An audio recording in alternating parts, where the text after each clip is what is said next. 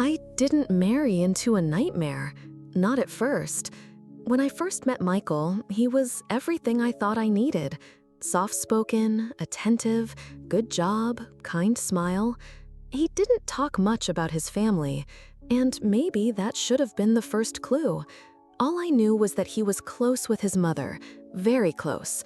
But I told myself that was a good thing. A man who respects his mother must know how to treat a woman. That's what I believed. That's what I wanted to believe. We got married after a year of dating. It was a small ceremony, just friends, a few relatives, and Margaret, his mother, sitting in the front row with a pale pink dress and a thin, practiced smile. She told me I looked clean, like she was inspecting a countertop. That was the first thing she said to me on my wedding day. Clean. When we moved into the house Michael grew up in, I thought it was temporary. Just until we save for our own place, he said. And I agreed. We wanted to be smart financially. I didn't love the idea of living with my mother-in-law, but I told myself I could handle it. At first, everything seemed fine. Margaret cooked meals, kept to herself mostly. She insisted I not help with chores, told me to enjoy the honeymoon phase and rest. I should have known she wasn't being generous. She was observing, waiting. Little by little, things changed. She began correcting how I folded towels, then how I washed dishes, then how I spoke to Michael. At first, it was subtle, tiny jabs tucked into pleasantries. That's not how he likes his eggs, dear. I've been making them since he was in diapers. Or, you used canned tomatoes? I suppose that's fine. Not how we usually do it, but you're learning. Michael never said anything. He just chuckled, kissed me on the cheek, and said, "That's just how Mom is." I laughed too, because I didn't know yet that silence could be a betrayal. By the third month, I wasn't laughing anymore. Margaret would comment on everything I wore. "Oh, showing a little skin today, aren't we?" Or, "That color washes you out, but maybe Michael likes you pale." She began following me around the house, watching me clean, re-washing things I'd already washed. She once emptied the entire dishwasher I had just loaded and rearranged it while humming. I tried to ignore it. I tried to be gracious. I told myself I was being sensitive, that I should be more understanding, more patient. After all, this was her home, right? Michael remained blind, or maybe he chose to be. He still treated Margaret like she was made of glass, always checking on her, asking if she needed anything, letting her decide what we ate, what shows we watched, when we went to sleep. I started to feel like a third wheel in my own marriage. One night, I asked him gently, "Do you think we can start looking at apartments next month?" He blinked at me, confused. "Why would we do that? This house is perfect. Mom's happy, and we're saving money." Mom's happy. Not we, not you, just Mom. That night, I lay in bed with my back to him, staring at the ceiling fan as it spun round and round, like my thoughts, like my marriage. Then came the chores. Suddenly, Margaret couldn't do as much around the house. Her knees hurt, her back was acting up, she needed rest. I didn't question it at first. She was in her 60s, and I figured age was catching up with her. But somehow, all the housework fell to me. Every dish, every load of laundry, every grocery run. If I didn't vacuum by 9 a.m., she would call Michael at work and tell him I was letting the house go. He would come home that evening with a tight smile, avoiding my eyes. "She said you were tired today," he would say, like he was reciting a script. I wanted to scream. Instead, I nodded and said I'd do better. Because that's what good wives do, right? They do better. I stopped visiting friends. I stopped calling my sister. Every day became a loop. Clean, cook, listen, obey. Margaret's voice was everywhere. She commented on what I read, what I watched, how often I called my mother. "You know, Michael gets overwhelmed when you're too emotional," she told me one day as I cried quietly in the kitchen. "You don't want to push him away." Push him away. Like it would be my fault if he stopped loving me. like she was warning me. The worst part wasn't even her words. It was the way Michael started using them too. He'd say things like, "Maybe you should try harder to get along with her," or "She's done so much for us. The least you can do is keep the house peaceful." The least I could do. I felt myself disappearing. My thoughts, my joy, my body, they were no longer mine. I became a ghost in their house.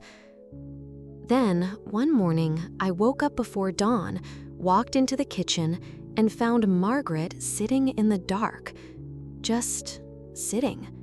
No lights on, no tea, just her, staring at the wall. When I asked if she was okay, she turned slowly and said, "Who are you?" I laughed nervously. "It's me, Elena." She blinked, confused. "Elena? Elena? I don't remember an Elena." And that was the first time she claimed not to know me. From that day on, nothing was ever the same. Margaret's words that morning, "I don't remember an Elena," sat in my chest like a stone. At first, I brushed it off. Maybe she was tired. Maybe it was early confusion. I told myself, don't overreact. People have bad mornings. People forget. But deep down, something shifted. She was watching me, and I was starting to watch her too. Over the next few days, the memory lapses grew convenient. She forgot her doctor's appointment, then blamed me. She forgot how to use the washing machine, even though she'd shown me how to use it 2 months earlier. She forgot her own birthday, but remembered to order her favorite cake. At dinner, she'd say things like, "Is this chicken? I don't eat chicken," right after I asked her what she wanted, and she'd said, "Chicken's fine." When Michael was around, her confusion intensified dramatically. "Oh, Michael," she'd whimper, "I think I fell today. Elena wasn't home. I don't remember. I just remember being scared." I was there the whole day. I saw her walking just fine. Michael looked at me like I'd abandoned a child. I started documenting everything, every strange claim, every inconsistency. I began recording snippets of our interactions, not because I wanted to hurt her, but because I could feel myself going mad, and I needed proof, even just for myself, that I wasn't imagining it. But she was good, so good. Whenever Michael left the house, the mask came off. "Don't look at me like that," she said once, eyes sharp as knives. I stayed silent. She smiled. "You're not." The abuse escalated quickly. She began throwing things, a teacup one afternoon that shattered against the wall an inch from my head. "You're trying to poison me," she hissed. "Don't think I don't see it." Another day, she cornered me in the hallway and slapped my face. Just once. Hard. Then she fell to the floor and screamed like she was the one attacked. Michael ran in, saw her on the ground, sobbing, me frozen, trembling. "What did you do to her?" he asked. Not "what happened," not "are you okay?" What did you do? She had him wrapped around her finger, and the worst part was, I think she enjoyed it. That night, I looked in the mirror and barely recognized the woman staring back. Eyes sunken, cheeks pale, lips dry. My skin was starting to break out. My hair felt brittle. There was a dark shadow over everything. I started having nightmares. Dreams where I was running down endless hallways, and Margaret was behind me calling, "Elena, Elena, come feed me, change me, take care of me, you stupid girl." I'd wake up soaked in sweat, heart pounding. I begged Michael to consider a medical checkup, just to be sure. I said, "We need to know if it's Alzheimer's. If it's serious, we have to act now." He agreed. We went to the doctor. Margaret played the part beautifully, frail, confused, wide-eyed. But the doctor was no fool. After a series of evaluations, he pulled me aside and said plainly, "Her cognitive function is normal. There's no indication of memory loss beyond minor age-related forgetfulness. If anything, she's extremely aware." He didn't say the word faking, but I felt it clear as day. When I showed the medical report to Michael, he shrugged. Maybe the tests missed something. "Missed something?" I said. "They did brain scans. She's manipulating us." He crossed his arms. "You're being dramatic again." Again. Like I was some hysterical woman making up stories for attention. That night, Margaret came into our room, uninvited. She leaned in close to my face, smiled, and whispered, "Doesn't matter what the doctor says. He's not the one who believes you. My son does. That's all that matters." Then she kissed Michael's forehead and walked out. I stared at him, but he was already asleep. I wanted to leave, but I had nowhere to go. My parents lived out of state. My job had ended during the pandemic, and I hadn't found stable footing again. Everything I had, my belongings, my savings, were tied to this house. I told myself to hold on just a little longer, just until I could figure out my next move. Then came the physical abuse, not just from her, but from him. It started when I forgot to take Margaret's dinner tray upstairs. She screamed that I was starving her. Michael came home to find her crying on the stairs.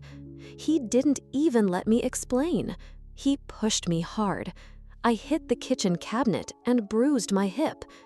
"You lazy bitch," he said through clenched teeth. "She's sick, and you treat her like garbage." I didn't scream. I didn't cry. I just stared. Because part of me died in that moment, not from the push, but from realizing that the man I married was gone. I called my friend Clara the next morning. I hadn't spoken to her in months. Margaret didn't like me having outside influences, but I called. I told her everything. She cried. Then she said 6 words I'll never forget. "You need to get out now." That afternoon, I packed a bag, grabbed the hard drive with my documentation, and left. No goodbyes, no note, no more chances. When you've lived under someone else's control long enough, it takes time to remember your own shape. After I left that house, without a bag, without a goodbye, I went straight to Clara. I hadn't seen her in almost a year, not because I didn't want to. Margaret had called her trouble more than once, and over time, I'd pulled away from everyone outside that house, afraid of the backlash, afraid of being called difficult, disloyal, dramatic. But when Clara opened the door and saw the bruise on my hip, still blooming like a storm cloud across my skin, she didn't ask questions. She just took my hand and pulled me into the quiet warmth of her home. I slept for 12 hours that night. When I woke up, it was with a kind of grief I hadn't expected. Not grief for Michael, not even for the marriage. I was grieving myself, the version of me that had been buried under silence and obedience. The version who once laughed out loud, who had friends, who could sit in her own home and not feel like she was walking on broken glass. That grief was a sign. It meant there was still someone inside me worth fighting for. I didn't go to the police right away. I know people always say you should. Report it immediately, stand up, speak out. But when you've been manipulated for so long, you start questioning your own version of reality. Even with the recordings, the photos, the medical report, I still doubted myself. What if they don't believe me? What if they say I provoked it? What if they say I deserved it? Clara didn't push. She made coffee, sat beside me, and waited. Every day, I felt a little stronger, a little clearer. And then one afternoon, I saw something that shattered whatever guilt I had left. A friend from Michael's workplace sent me a screenshot, a social media post from Margaret. A carefully posed photo of her and Michael smiling in the living room under the caption, "We're doing our best since Elena left us. She's going through something unstable. Please keep us in your prayers. We're heartbroken." Heartbroken. I stared at that word, and something inside me snapped into place. She wasn't just manipulative, she was malicious. She wanted to break me and wear my broken pieces like proof of her own victimhood. And Michael? He stood next to her in the photo, hand on her shoulder, like a loyal little soldier. That was the moment I decided to go to the police. I took everything I had, the audio recordings of her lucid threats, the medical report stating she was cognitively sound, the photos of my bruises, the voice messages from Michael yelling at me, telling me I was worthless, that I was lucky to have him. The officer who took my statement was quiet, listened carefully. When I finished, he didn't look shocked. He just said, "We've seen this before. Most people don't believe it until it's too late." He connected me to a domestic violence advocate and a lawyer who specialized in both elder abuse and spousal assault. Apparently, what Margaret had done, weaponizing a false mental condition to coerce and control, had precedent. The legal system was slow, but it was moving, and so was I. Meanwhile, Michael tried calling me. First it was once, then 3 times a day, then messages. "I'm sorry, Mom's not well. We can fix this. You're blowing this out of proportion. You're ruining everything we built."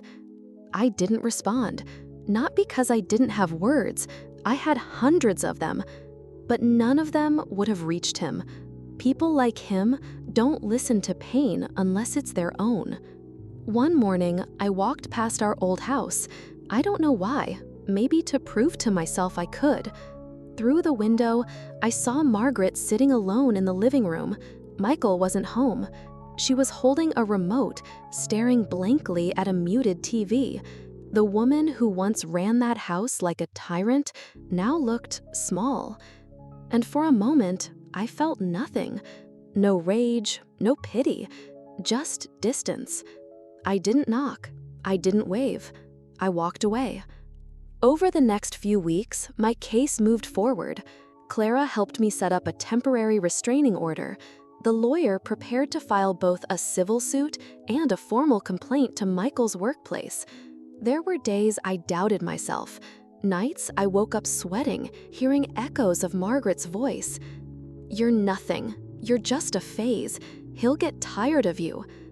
But each time I opened the file of evidence I'd built, I reminded myself, this happened. It wasn't in my head. It wasn't love. And it wasn't okay. The cracks weren't just in my marriage. They had run deep through my self-worth. But now I was patching them with truth, with fire. Michael's last message came the night before I filed the full suit. "I hope you're happy. You've destroyed our family." I didn't reply, but in my head, I whispered, "No, Michael, I didn't destroy anything. I just stopped pretending it wasn't already broken."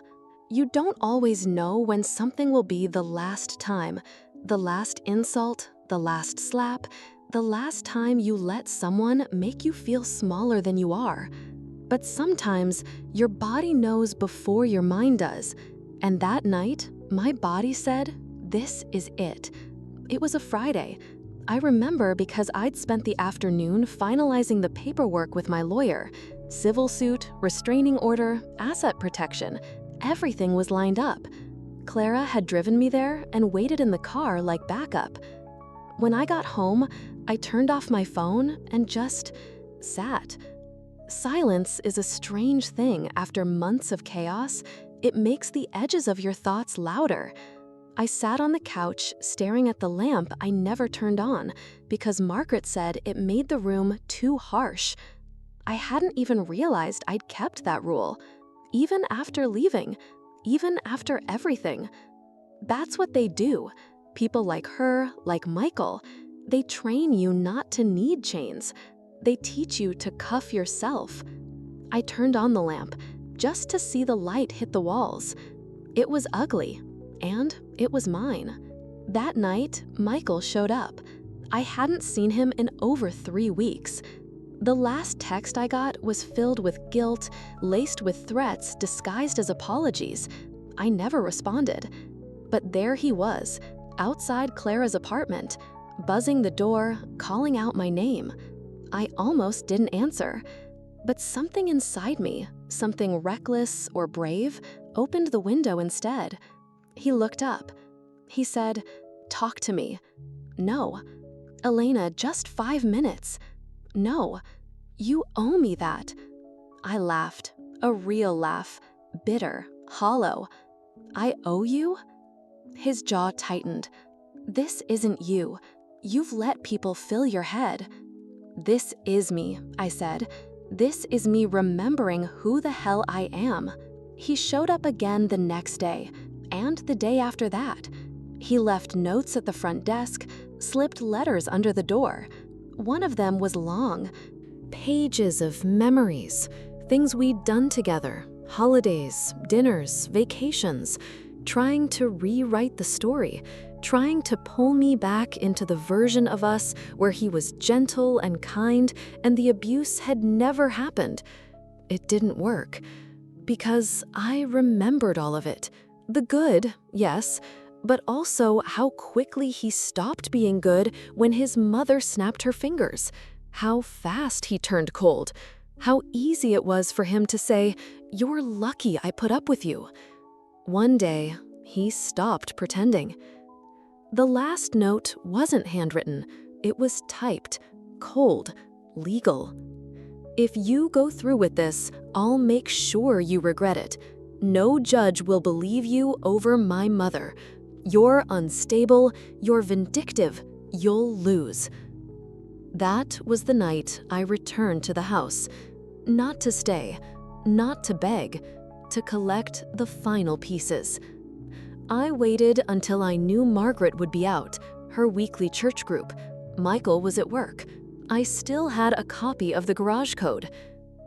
Inside, everything was exactly the same. The throw pillows she liked, the dusty china she never let anyone use, her glass hummingbird collection still crowding the window like surveillance drones. I walked room to room, cabinet to cabinet. I took only what was mine: clothes, my laptop, a few books, the camera I used to love before I forgot I loved it. And then I went into the bedroom, our bedroom. My old wedding dress was still in the closet. I hadn't looked at it in years. I pulled it out, not because I wanted to keep it, but because I wanted to see it one last time. There was a stain at the hem I hadn't noticed before. Probably wine, maybe blood, who knows? I didn't care. I folded it carefully and left it on the bed. I was almost out when I heard the garage door. I froze. Voices. Margaret's, Michael's. I slipped into the laundry room and waited, heart pounding. I hadn't wanted this confrontation, not yet. But maybe this was the way it had to end. They came inside, laughing about something. Then she said, "Did you see her face when you told her you'd never believe her? Classic." And he said, "She'll drop it. She always does." I walked into the hallway and spoke loud enough to stop them cold. "No, I won't." They turned like I was a ghost. "Elena," Michael said, "what are you doing here?" I held up the keys. "Taking back what's mine. "You're trespassing," snapped. "I still have mail delivered here. Legally, I'm entitled to collect my property." Michael stepped forward. "You need to leave." "Why?" I asked, afraid I might tell the truth again. Margaret's face twisted. "You don't know what truth is." I turned to Michael. "And you? Do you?" He didn't answer. I walked to the door. But before I left, I said one last thing. "You could have stopped this. You had so many chances, but you chose her, again and again. So now, you live with her." Then I closed the door behind me, for the last time. The next week, my lawyer filed the suit. Emotional abuse, physical assault, medical fraud, harassment. And I submitted every last piece of evidence: recordings, documents, photos, witness statements. Their lawyer tried to fight it. They claimed Margaret was mentally unwell, that Michael was manipulated by grief, that I was unstable and vengeful. But the court didn't buy it. The recordings were clear. The doctor's report, damning. The bruise photos, undeniable. And when the judge asked why I waited so long, I said, "Because I thought love meant sacrifice. I was wrong. Love should never mean silence." In the end, the judgment was simple. I was awarded compensation. They were barred from contacting me. Michael lost his job once the complaint was made public. His company issued a statement: "Zero tolerance for domestic violence." Margaret was ordered into supervised care after video evidence showed her acting with full lucidity during the months she claimed mental decline. They sold the house within weeks. Last I heard, they were living out of a motel 2 towns over. I never went to see it, because I didn't need revenge. I needed peace, and I finally had it. The first time I stepped into the courthouse, I thought my knees would give out. Not because I was afraid, not anymore, but because walking into that building felt like walking into the truth. Cold, tiled floors, fluorescent lights, the weight of everything I'd carried now being made visible. Clara came with me. She held my hand right before I entered the hearing room, squeezed it twice. It was her way of saying, "You're not alone." And I wasn't, not anymore. The suit we filed named both Michael and Margaret: emotional abuse, physical assault, fraud, harassment, medical manipulation, defamation. The legal team had been methodical. Every screenshot, every recording, every photo was cataloged, timestamped, backed up 3 ways. People think domestic abuse is all bruises and black eyes, but psychological abuse, manipulation, gaslighting, coercive control leaves marks just as deep, and we had proof of all of it. Even the court clerk who logged my evidence files paused and whispered, "You've been through hell." I just nodded, because I had. Their defense strategy was predictable. Michael claimed I was emotionally unstable, prone to outbursts, that I had made up stories for attention after feeling left out of his close bond with his mother. Margaret tried to lean into the mental illness angle. Her lawyer called her a confused elderly woman who didn't understand her actions. But we had her on video, berating me, screaming at me, accusing me of poisoning her one minute and laughing about it the next. We had a full psychological evaluation from an independent examiner who testified that Margaret showed clear and consistent signs of calculated intent. That phrase, calculated intent, hit the courtroom like a hammer. Michael sat stiffly during the sessions, jaw clenched, avoiding my gaze. But I didn't need his eyes anymore. He had already looked away long enough.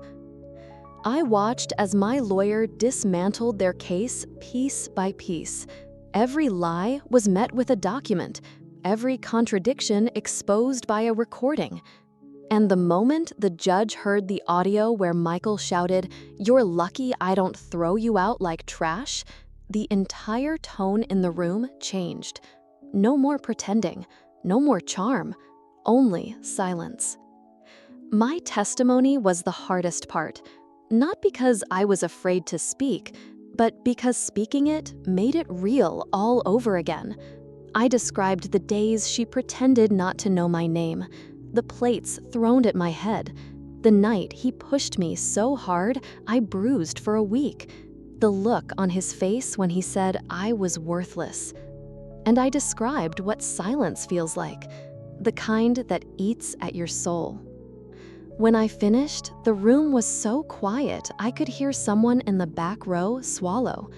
The judge leaned forward slightly and said, "Thank you, Miss Rivera. Your clarity is unmistakable." And I felt something loosen in my chest, like a knot I'd been carrying for years had just come undone. The trial lasted 8 days. On the 8th day, the judge ruled. Margaret was found liable for emotional and psychological abuse and for committing deliberate fraud under false medical pretense. Michael was found guilty of domestic assault and aiding coercive control. The court ordered full financial compensation. They would cover my therapy expenses, relocation, and damages for emotional trauma. The restraining order was extended for 5 years with a zero contact clause. One violation and jail time would follow. I didn't smile, not because I wasn't relieved, but because justice isn't joy. It's simply right. Later that week, I got a call from a reporter. They'd seen the court records. They wanted to share my story. I said no. This wasn't a story for the world. This was a story for women like me, women who are still sitting in kitchens they don't feel safe in, women watching their lives dissolve one "you're too sensitive" at a time. I didn't want headlines. I wanted freedom. Michael's workplace responded the day the judgment was released. They placed him on immediate administrative leave, then terminated him for cause under the company's ethics policy. The home they'd once mocked me in, the house Margaret had sworn I'd never be good enough to belong to, went up for sale 2 weeks later. It sat on the market, empty and silent, for months. There were rumors he'd tried to move back in with an uncle, but no one wanted to take them in. I didn't care where they went. I didn't ask. Clara and I celebrated quietly. She made soup, we sat in our pajamas. No champagne, no music, just peace. "I'm proud of you," she said. "I'm proud of me too," I answered. That was the first time I'd ever said it out loud. The next morning, I woke up early, stood in front of the mirror, and really looked at myself. Same face, same tired eyes, but something was different. For the first time in years, I didn't brace myself for the day. I just breathed. There's no fanfare when you get your life back. No music plays, no narrator announces your transformation. You don't walk into your new chapter wrapped in gold light or some perfect sense of closure. No, it starts smaller than that. For me, it began with a toaster. A cheap chrome toaster I bought at a secondhand store with a dent in the side. I placed it on the counter of the small rental I'd moved into after the trial, a 2-bedroom apartment with creaky floorboards and water that never quite got hot enough. And as I stood there, watching a slice of bread rise, it hit me. This is mine. Not the toaster, the space, the silence, the peace. I didn't have to make toast the way someone else liked it. I didn't have to check which brand of jam Margaret kept in the fridge. I didn't have to serve anyone, just me. Those early days were strangely tender.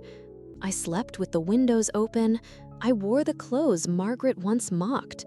I played jazz on low volume while I folded laundry and sang under my breath like a girl again.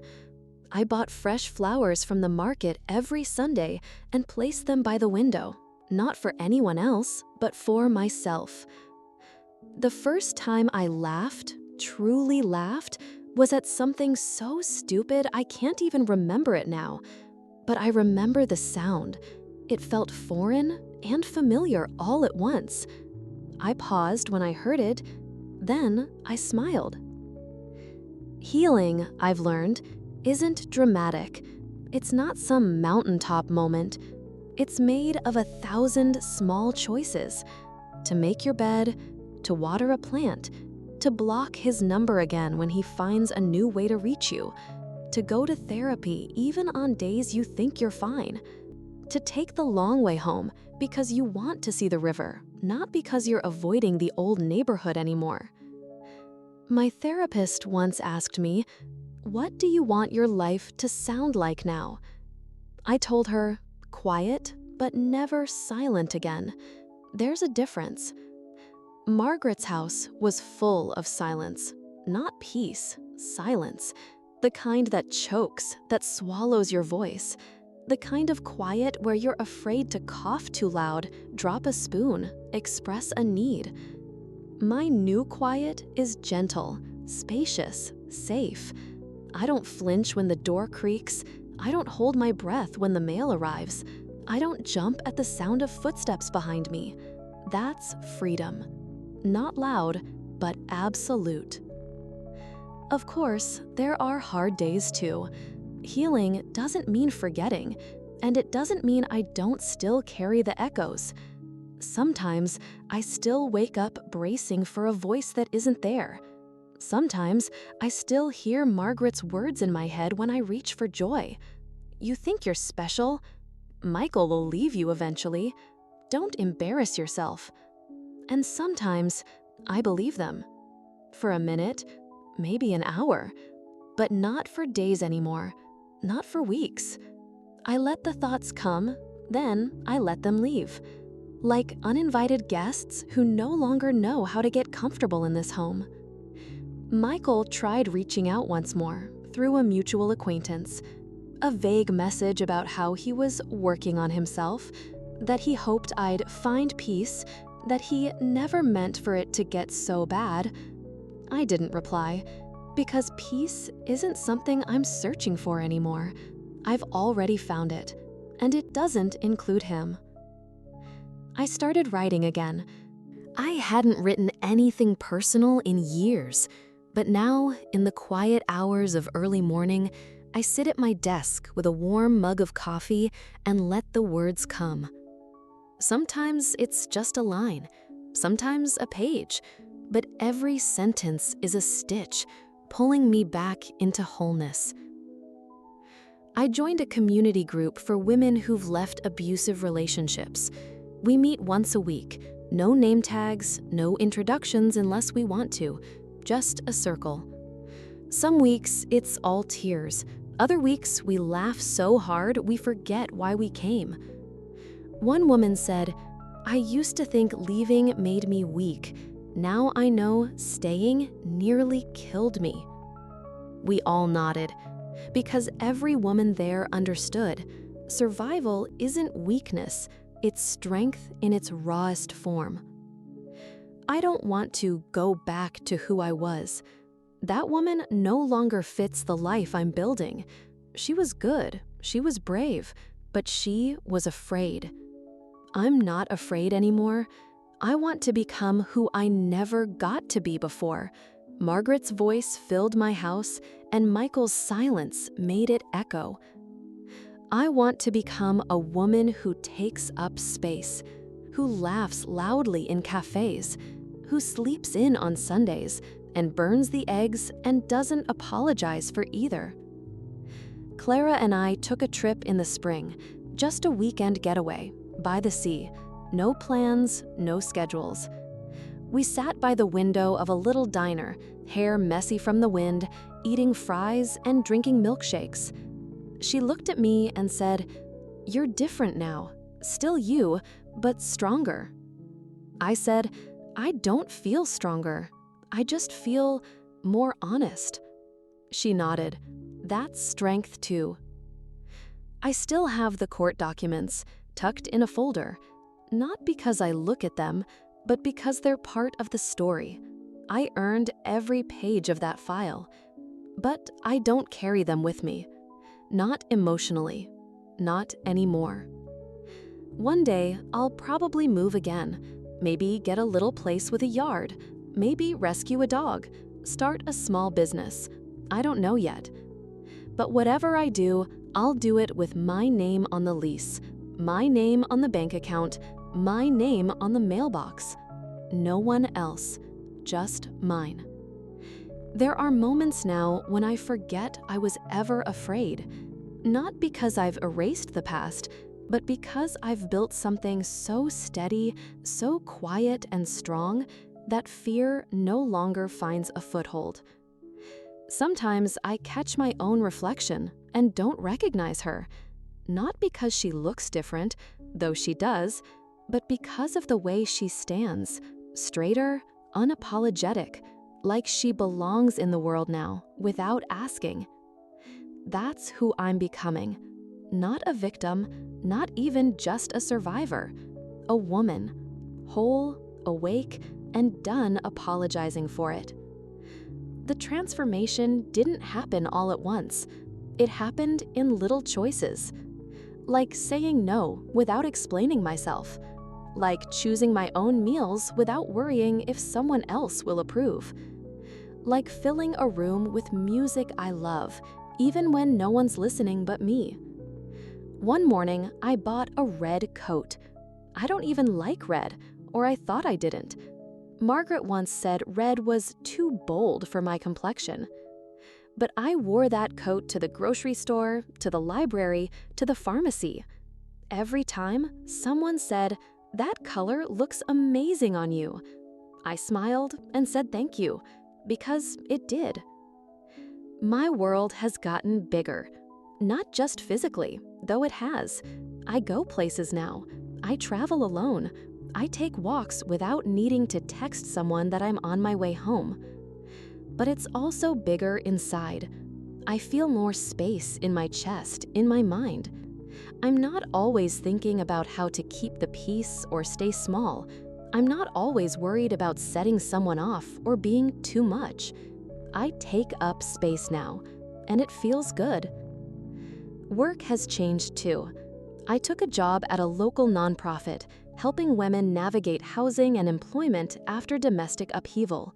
It's not glamorous, the hours are long, the pay is modest, but it matters. Every time I sit across from a woman whose voice trembles like mine once did, I remember. I don't try to save her, I just listen. Because sometimes being heard is the first real rescue. One client, a woman named Leela, hugged me after her first week in her own apartment and said, "I never thought I'd make it out." I told her, "You didn't just make it out, you walked through fire." She looked at me for a long time, then said, "So did you, didn't you?" I nodded. We didn't need to say more than that. I've started reconnecting with people I lost touch with, old college friends, my younger sister, even my cousin who lives 2 states away. We're not the same as we were, but then again, neither am I. What I've learned is that real relationships can bend and stretch. The ones that matter find their way back. We don't talk about what happened unless I bring it up. That's the beauty of healing. It gives you choice.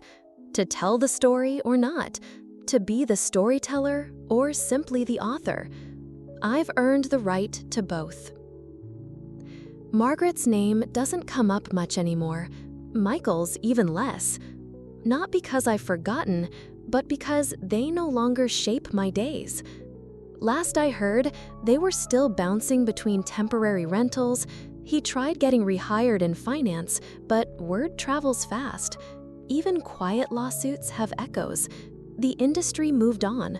The people they once used to impress no longer answer their calls. It used to give me some twisted comfort knowing they were suffering. But now, I don't feel anything. Not anger, not pity, just nothing.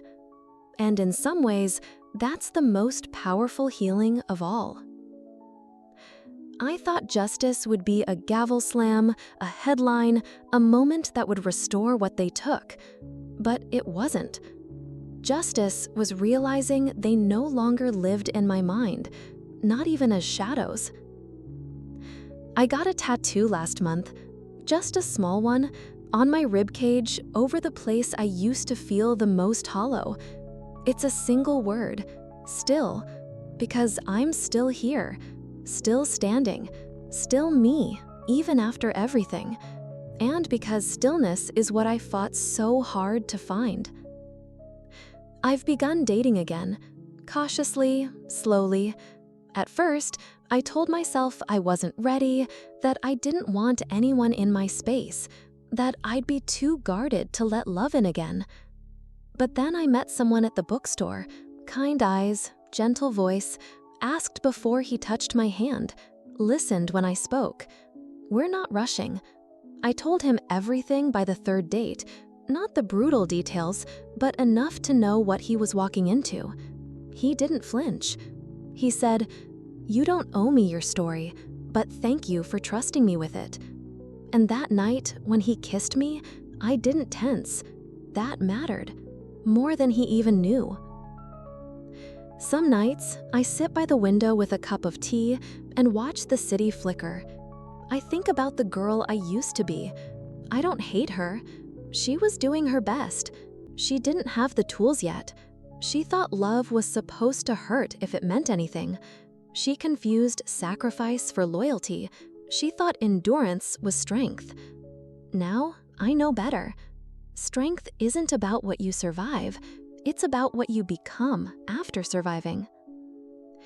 If I could tell her anything, the me from 5 years ago, curled in a dark hallway while someone screamed upstairs, I'd tell her this: you will not break.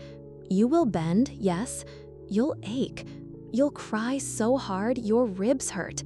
But you won't break. And one day, you'll wake up and the sun will hit your face and you'll feel clean. Not healed, that's not the word, but clear. And that will be enough to start again. There's a kind of peace that doesn't announce itself. It doesn't come in loud declarations or dramatic transformations. It doesn't need a witness.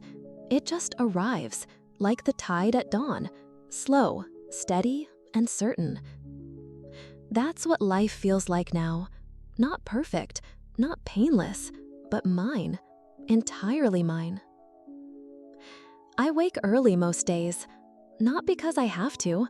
No one's banging on the door or demanding anything. I wake because I want to watch the light change. I make coffee in silence. Sometimes I write, sometimes I read, sometimes I just sit and breathe, hand curled around the warmth of the mug like it's a small, quiet promise. I used to dream of escape. Now I dream of nothing, and it's beautiful. No chaos, no dread, no bracing for impact. Just stillness and choice. I got a new ID last month. New address, new photo. And when the clerk handed it to me, I stared at my name, Elena Rivera. No husband's last name, no hyphen, no legal tethers to anyone but myself. For a moment, I just held it there in my hand, this thin plastic card that somehow felt heavier than everything I'd left behind. Then I slipped it into my wallet and walked out into the afternoon light, free, in a way I hadn't been since the day I said I do. People ask sometimes if I regret it, the marriage, the years spent in that house, the pain, but I don't. Because regret implies shame, and I've worked too hard to unlearn that. I was a woman who loved deeply, who tried hard, who stayed longer than she should have because she believed love could fix anything. That's not weakness, that's hope. And even though it nearly broke me, it also gave me the fire I walk with now. I don't regret the pain, I just refuse to carry it. I've built new routines, small ones that mean everything. Fresh sheets on Sundays, a walk through the park every Thursday morning, red lipstick on days I want to feel sharp. I never used to wear red, not because I didn't like it, but because someone else didn't. That's the difference now. I choose for me. The man I've been seeing, his name's Isaac, knows everything. Not in one dramatic confession, but over time. He knows I flinch when someone raises their voice, that I need space when I cry, that compliments make me wary, that trust, for me, is a slow-growing vine, not a sudden bloom. And he's patient. He listens. He never asks me to hurry. Last week, he asked if I wanted to take a trip. Just the coast, he said, somewhere with water and silence. I smiled. You know I love quiet. He said, yeah, but not the kind that hurts. That's when I knew I could keep him.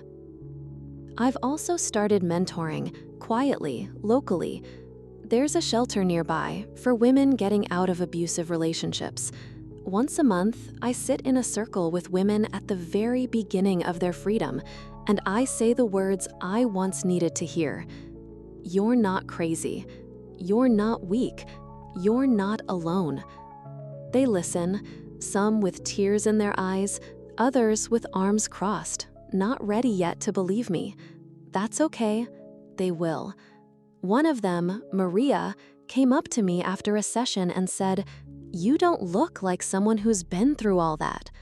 I smiled. Neither will you. There's still grief. It comes like the weather. Sometimes I miss the version of myself who believed in love so easily, who thought for better or worse meant enduring anything. But mostly, I'm grateful to be older, wiser, a little tougher around the edges, and much, much kinder to myself. I no longer call myself stupid for staying. I no longer apologize for surviving. Michael never tried to contact me again. His last known address was 3 cities away. Word is he moved in with an old college friend. Margaret is now in assisted living, not due to any illness, but because no one else would take her. I don't check up on them, not because I'm angry, because I'm done. They had years of my life. They don't get another minute. Every once in a while, I still wake in the middle of the night, heart racing, breath caught, the echo of a memory trying to climb back into my chest. But I get up, I walk to the window, I open it, and I breathe. In, out, until my body remembers, you're safe, you're home. The final thing I let go of, the need to prove anything. I don't need people to understand why I stayed or how I left or what it took to come back to myself. I know, and that's enough. If you had told me 5 years ago that I'd one day wake up in a place I chose, under a name I reclaimed, beside a man who waits for consent even in conversation, I wouldn't have believed you. But now I believe in the impossible. I believe in women who rise. I believe in healing that doesn't follow a timeline. I believe in stories like mine because they're not rare. They're just rarely told out loud. I don't end my days with prayers anymore. I end them with a hand on my own chest, whispering, "You made it. You're here, and no one gets to take this from you ever again. The story ends, but her life begins.